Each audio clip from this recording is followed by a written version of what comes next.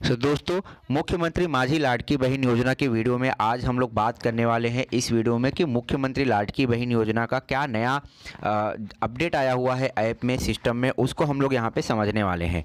तो मैं आपको बता दूं कि दिन भर जैसे जैसे दिन बीत रहे हैं, जैसे जैसे समय बीत रहा है कि सरकार जो है, शासन जो है, ये साइट को, ये ऐप को और भी बेहतर बनाने की कोशिश कर रही है। जैसे कि शुरू में ये जो ऐप है वो चल नहीं रहा था, जो फॉर्म है वो भरा नहीं पा रहे थे, बहुत सारे ट्रैफिक हो रहे थे या चल नहीं रहा था। तो आज के डेट में अगर देखें तो ये ऐप सही तरीके से काम कर रहा है, इसका जो सिस्टम है वो सही तरीके से रन कर रहा है। मैं आपको बता दूं कि आज ही सुबह सुबह एक नया अपडेट आया है ये सिस्टम में, ये ऐप में।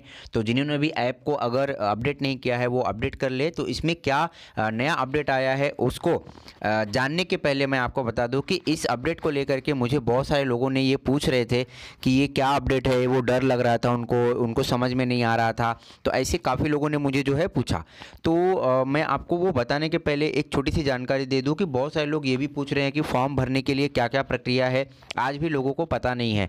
तो मैं आपको बता दूं कि ये फॉर्म भरने के लिए आपको क्या करना है, ये ऐप के ऊपर आने के बाद पहला ऑप्शन यहाँ पे देखेंगे, मुख्यमंत्री माझी लाडकी बहन योजना के ऊपर ऐसे क्लिक करेंगे तो यहाँ पे आपको आधार कार्ड प्रमाणी जो भी नाम रहेगा वो यहाँ पे नाम डालना होगा।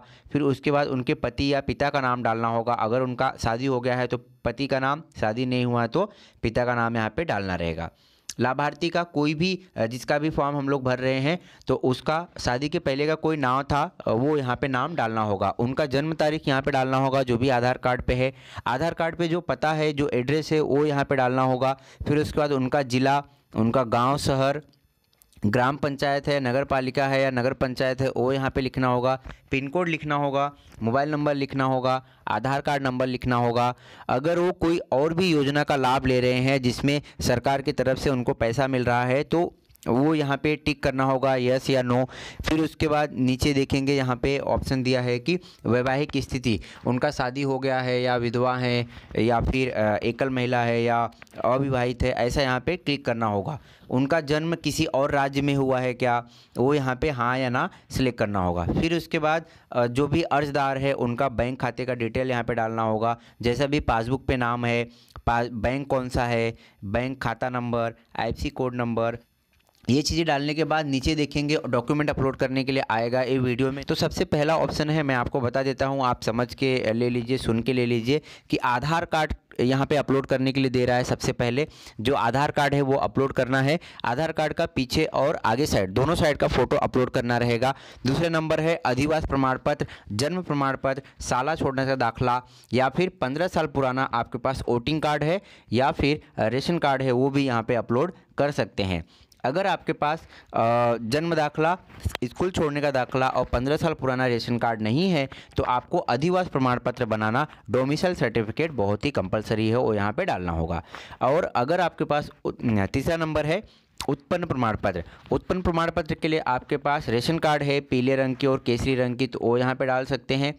फिर चौथा नंबर है अर्जदारा से हामी पत्र, जो भी सरकार की तरफ से हामी पत्र है, फॉर्म है, उसमें जो है लाभार्थी का सिग्नेचर करना होगा। हस्ताक्षर करने के बाद जो टर्म ऑफ कंडीशन है उसे एक्सेप्ट करके यहाँ पे अपलोड करना होगा। फिर उसके बाद बैंक का पासबुक का पहला पेज यहाँ पे अपलोड करना है। और फिर अगर लाभार्थी का जो महिला है उसका विवाह महाराष्ट्र राज्य के अंदर हुआ है और उनका जन्म महाराष्ट्र राज्य के बाहर हुआ है तो उनका पति का कोई भी एक डॉक्यूमेंट जैसे कि वोटिंग कार्ड, रेशन कार्ड 15 साल पुराना या फिर जन्म दाखला, ऐसा यहाँ पे डॉक्यूमेंट अपलोड करना रहेगा। और फिर अर्जदारा का एक फ़ोटो लेना है और यहाँ पे लास्ट में एक्सेप्ट हामी पत्र के ऊपर क्लिक करके जो है उसे सबमिट कर देना है।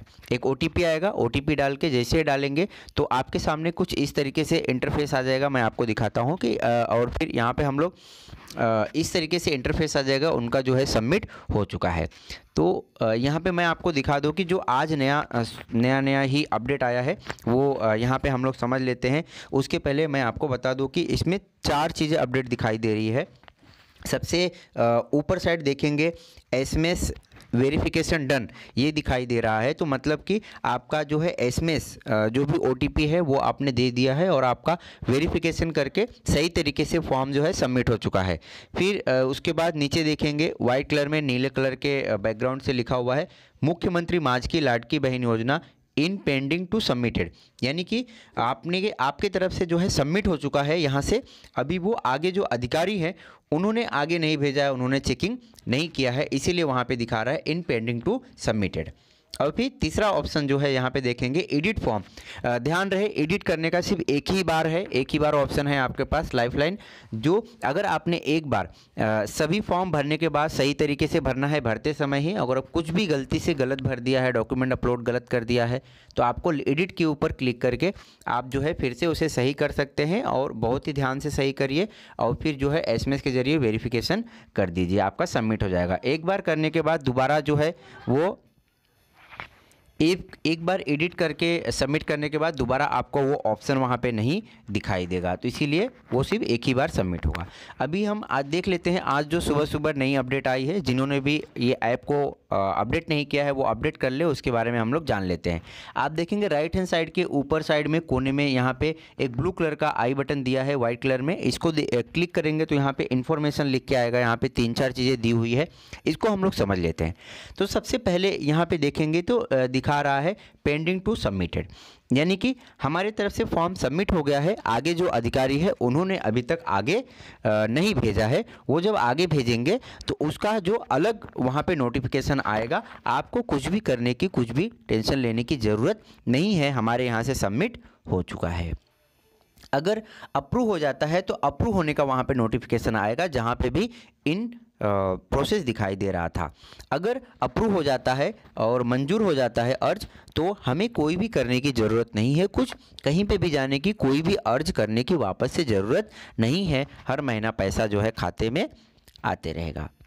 फिर इन रिव्यू, यानी कि जो है आपका फॉर्म यहाँ से सबमिट हमने कर दिया और फिर अधिकारी ने भी उसे आगे भेज दिया है चेक करने के लिए, वो जो है अभी चेकिंग प्रोसेस में है, इसीलिए इन रिव्यू करके वहाँ पे आएगा।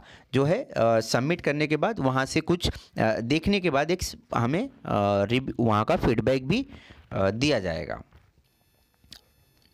अगर रिजेक्ट होता है तो रिजेक्ट के केस में क्या करना है, अगर आपका रिजेक्ट हो जाता है, स्वीकार नहीं किया जाता है, तो आपको ये फॉर्म जो है फिर से भरना होगा, नया फॉर्म जिस तरीके से भरे थे उसी तरीके से। किस लिए रिजेक्ट हुआ है वो रीज़न चेक करना है और फिर जो है फिर से वापस फॉर्म भर के लेना है। आप इसी फॉर्म को वापस से नहीं भर सकते हैं, यानी कि फिर से नया फॉर्म भरना होगा। और एक देखेंगे लास्ट ऑप्शन दिया है कि it can edit and submitted, ये जो है रीसबमिटेड। तो ये इस तरीके से दिया है ऑप्शन कि अगर मान लो किसी का भी वहाँ से फीडबैक आया, वहाँ पे इस तरीके से लिखा रहेगा डिसअप्रूव्ड, यानी कि आपको एडिट करने का वापस से वहाँ पे ऑप्शन आएगा जिन्होंने भी एडिट नहीं किया हुआ है, और फिर वो अपना एडिट करके जो भी ऑप्शन गलत है, जो भी चीज़ सही नहीं है, उसको वहाँ पे एडिट करके वो सबमिट कर सकते हैं फिर से, और फिर से उनका जो है आगे काम किया जाएगा, आगे जो है स्वीकार करने के लिए भेजा जाएगा अर्ज। तो दोस्तों ये जो जानकारी है, जो इन्फॉर्मेशन है, इस पे घबराने वाली बात कोई भी नहीं है। ये यही सब इन्फॉर्मेशन के बारे में बताया है। तो आशा करता हूँ आप सभी को अच्छा लगा होगा वीडियो। फिर मिलेंगे हम कुछ नई जानकारी के साथ में, तब तक के लिए धन्यवाद।